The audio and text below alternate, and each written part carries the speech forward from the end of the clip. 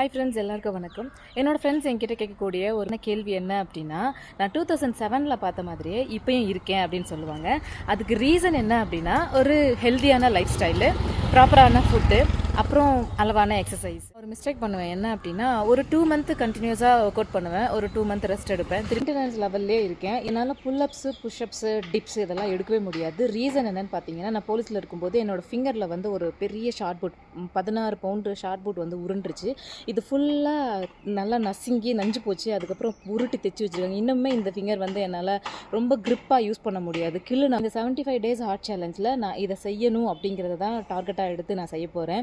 1 டேயில் நான் ஒரு மீல் உங்களுக்கு காட்ட போகிறேன். 40 மினிட்ஸ் கார்டியோ, 40 மினிட்ஸ் எக்ஸசைஸ் பண்ண போகிறேன். இந்த 40 மினிட்ஸில் எல்லாமே இன்க்ளூட் ஆகிருக்கும். அதில் புல்லப்ஸ் அண்ட் புஷ்அப்ஸ் வந்து இம்பார்ட்டண்ட்டாக இருக்கும்.